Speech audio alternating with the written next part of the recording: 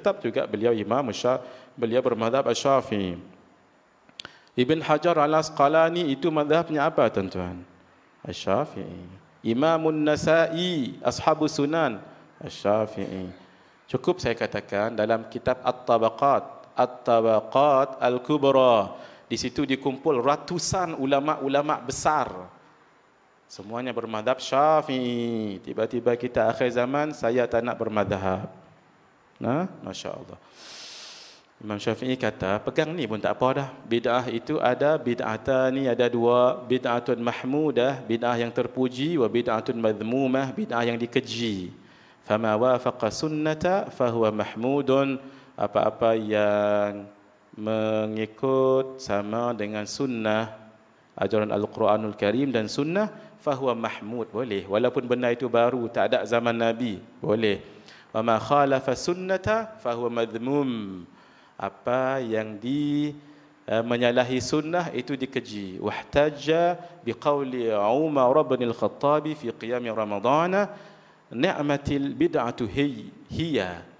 Masya Allah, beliau berhujjah dengan qaul Sayyidina Umar bin Al-Khattab pada ketika qiyam Ramadan, solat tarawih itu, ketika orang sembahyang berkelompok-kelompok, ni kelompok, ni kelompok, ni kelompok. Kata Sayyidina Umar, alangkah eloknya kalau mereka sembahyang di bawah belakang imam. Tetapi sembahyang itu mungkin terlalu panjang, pendek-pendek, tak apa. Tu yang kata jadi 20 rakaat. Tapi diimami oleh seorang imam cantik. Maka Sayyiduna Ubay bin Ka'ab menjadi imam kepada orang lelaki. Sayyiduna Tamim Ad-Dari menjadi imam kepada orang perempuan. Bila Sayyidina Umar turun pada satu malam tengok ayat, ayat tu saya tambah. Imam takkan orang Arab kata lagu tu. Masya Allah. Hadhihi bid'ah. Ini bid'ah ni, benda baru ni, Nabi tak pernah buat. Wa ni'matu bid'atu hadhihi, ini dia. Wa ni'matul bid'atu hadhihi, sebaik-baik bid'ah adalah bid'ah ini. Masya Allah. Sayyidina Umar yang memuji bid'ah ini. Ini bid'ah dalam bab apa? Perlakuan solat, ibadat ni jangan main-main. Nabi sembahyang 20 rakaat tidak disebut. Sayyidina Abu Bakar tidak disebut, tapi Sayyidina Umar berani menetapkan 20 rakaat dengan 3 witir. Tak ada seorang pun mengatakan Umar melakukan bid'ah dalalah masuk neraka. Siapa yang berani sebut? Sebab Nabi secara jelas mengatakan dalam kitab Mishkat Al-Masabih, Nabi SAW menyebut di dalam kitab Mishkat Al-Masabih tentang manaqib sahabah. Abu Bakar fil jannah, Umar fil jannah, Uthman fil jannah, Ali fil jannah, Abdul Rahman bin Auf fil jannah, Sa'ad bin Abi Waqqas fil jannah, Abu Ubaidah bin Al-Jarrah fil jannah, yang akhir-akhir 10 itu masuk dalam syurga, antaranya Sayyidina Umar bin Khattab. Berani Sayyidina Umar membuat sesuatu yang menyalahi perintah Nabi. Walhal ini dalam bab sembahyang.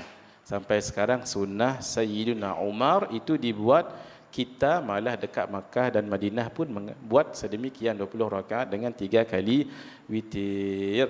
Malah dalam pemerintahan Khalifah Umar bin Abdul Aziz pernah dibuat sembahyang tarawih itu 36 rakaat. Seorang pun tidak berani mengatakan ya bid'ah dalalah. Melainkan bid'ah juga, tapi bid'ah hasanah. Pegang ini saja tuan-tuan ya. Kitab semua ada kat sini. 9.25. Tu saya kata tadi, benda ni biasa kami buat dia satu hari ustaz. Ya, kemudian ada minum, kemudian relax sekali, rehat, berat sikit, masuk lagi, masuk habis nanti bila? Habis nanti waktu asar. Baru habis bab bid'ah. Oh bid'ah barulah cerita nanti bab maulid, bab apa semua, tahlil, bab gerak jari tak gerak jari dan sebagainya. Ini sama saja, tapi saya nak baca. Haddatsana Syafi'i, berkata kepada kami Imam Syafi'i, qala al-muhdatsatu minal umuri darban. Perkara baru daripada perkara-perkara itu adalah terbagi pada dua. Ihdahuma ma uhditha yukhalifu kitaban aw sunnatan aw atharan aw ijma'an fahadhihi al-bid'atu dhalalah. Apa-apa yang menyalahi kitab Al-Quran ataupun hadis ataupun athar sahabi ataupun ijma' umat, maka ini namanya bid'ah dhalalah. Wa thaniyah, dan yang kedua, ma uhditha minal khairi, benda ni dibuat baru, tak ada sebelum tu, tapi benda ni baik, la khilafa fihi li wahidin min hadha, tak ada pun menyalahi yang empat tadi. Quran tak sebut pun, hadis tak sebut pun, asar tak sebut pun, tapi secara ijma' dia tidak melawan. Salah satu daripada empat itu. Wa hadhihi muhdathatun ghairu madhmumatin. Tengok perkataan Imam Syafi'i. Orang perbahaskan, mana ada Imam Syafi'i sebut bid'ah hasanah. Tadi kita rujuk macam mana baik. Ini baik Taib. Imam Syafi'i qaul yang pertama menyebut bid'ah mahmudah dengan madhmumah. Orang tanya, tak ada pun Imam Syafi'i sebut hasanah, mahmudah. Adalah. Kita kata sama ya. Mahmudah tu terpuji, hasanah tu baik, sama je. Apa je, tak ada beza. Satu lagi, hadhihi bid'ah ghair madhmumah, benda yang tidak dikeji. Kalau tak dikeji, dipuji baik, hasanah. Itu yang dikatakan oleh ulama-ulama lah, yang dikatakan Imam Syafi'i membahagikan bid'ah kepada dua. Ini sahaja tuan-tuan, yang lain sama saja. Kalau setuju yang kata bid'ah itu ada dua, baru boleh bincang. Kalau tak setuju, sampai hari kiamat tak akan dapat selesai masalah. Itu saja. Dan kita katakan kami berpegang kepada qaul Imam Syafi'i yang mengatakan bid'ah itu ada dua. Hak tu je kami pegang. Adapun ulama-ulama selepas itu memegang qaul mazhab Imam Syafi'i, tinggal lagi memperincikannya. Contoh, Imam Izzuddin Abdul Salam, orang tak setuju dengan pembahagian bid'ah itu kepada dua. Kita katakan, kalau ada orang membahagikan bid'ah itu kepada lima, apa pandanganmu? Meloncat dia. Dua pun dia tidak setuju, lagu mana lima? Siapa yang sebut ini? Sultanul Fuqaha, Sultanul Ulama, Izzuddin Abdul Salam. Ini Sultanul Ulama, ini tuan-tuan. Ulama amat ramai ni. Beliau sultan kerana alimnya beliau ini. Disebut Izzuddin, Aiz, menjadi kebanggaan pada agama. Abdul Salam, apa kata beliau? Bid'ah itu ada lima. Sebenarnya beliau bukan bawa benda baru macam Imam Syafi'i, tapi beliau bawa memperincikan. Kalau Imam Syafi'i kata bid'ah itu ada dua, bid'ah dhalalah, bid'ah hasanah, bid'ah yang sesat, bid'ah yang tak sesat, yang baik. Beliau hanya memperincikan jadi lima. Jadi lima lagu ni. Jadi haram dengan makruh termasuk dalam atas ni. Bid'ah apa ni? Bid'ah dhalalah. Adapun yang harus ni dikecualikan. Adapun yang sunat dengan yang wajib, kata beliau ada sunat yang wajib, ada bid'ah yang wajib, ada bid'ah yang haram. Itu tergolong di dalam bid'ah yang baik. Itu kata siapa? Kata Izzuddin Abdul Salam Al-Imam. Al-Imam ini bukan orang biasa. Kenapa sedemikian? Kata guru kami Syekh Nuruddin, satu perbahasan yang mudah. Sebab beliau kata, yang dikatakan bid'ah itu ada lima. Bid'ah wajib, sunat, harus, makruh, haram. Sebab bid'ah itu bukan hukum. Bid'ah itu bukan hukum. Bid'ah itu benda baru. Ini benda baru. Bila dikatakan benda baru, ini bid'ah ni Syekh. Naam. Tapi belum tentu apa hukum dia. Hukum dia letak pada neraca hukum. Ini neraca hukum. Neraca hukum ada apa-apa? Hukum cuma ada lima. Maka letak. Kalau dia berat pada yang wajib, maka bid'ah menjadi wajib.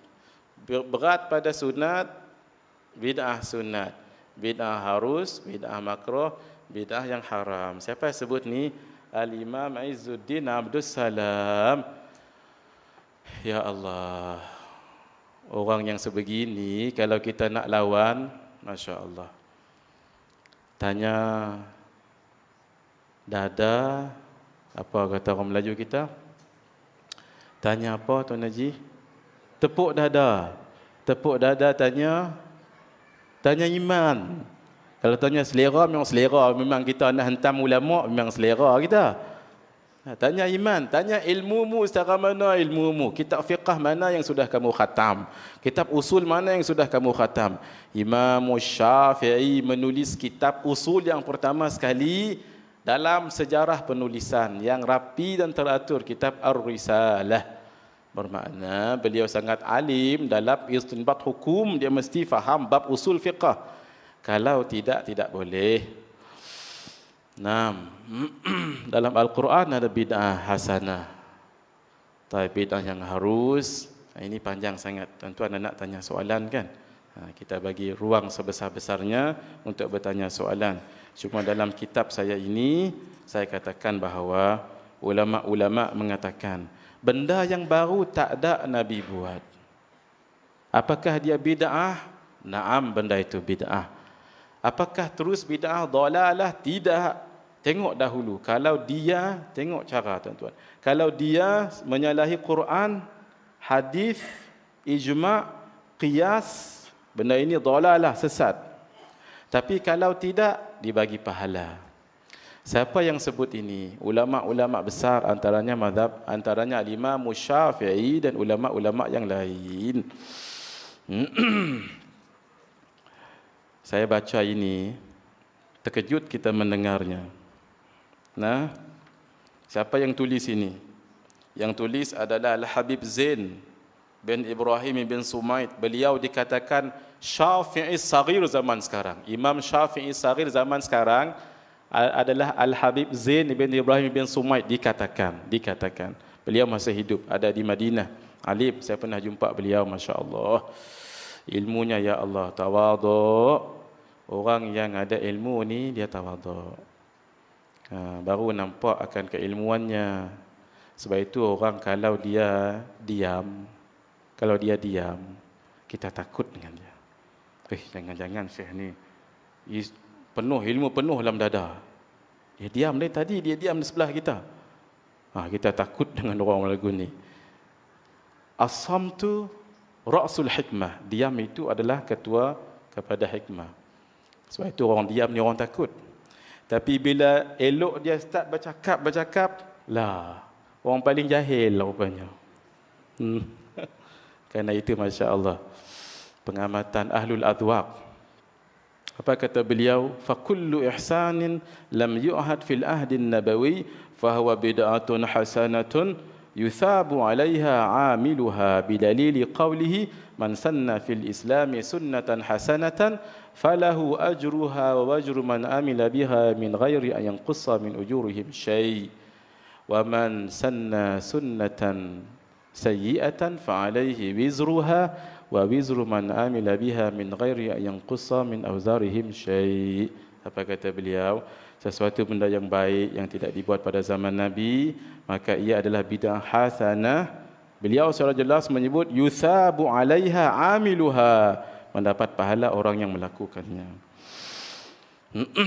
Hadis yang selalu digunakan orang, kalau kita, ini pengalaman saya, bukan kata berdebat tapi berbincang dengan orang-orang yang tidak setuju dengan bid'ah hasanah. Banyak sini, banyak masa dah banyak ni. Dia kata hadisnya adalah kullu bid'atin dhalalah. Kullu bid'atin dhalalah wa kullu dhalalatin finnar. Ana katakan Syekh,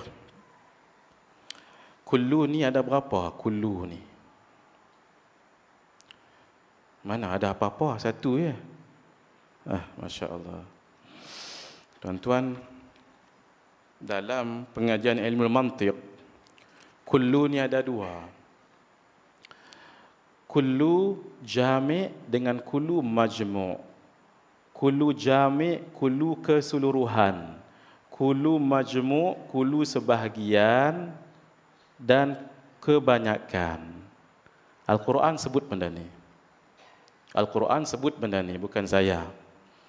Tuan-tuan, ketika berlaku banjir besar Nabi Nuh, Allah mengatakan banjir yang ada pada zaman Nabi Nuh itu tudammiru kulla syai'in. Guna perkataan kulla. Sayang tak ada kat sini, kalau tak kita Kita letak situ lagi nampak. Tudammiru kulla, guna perkataan kulla.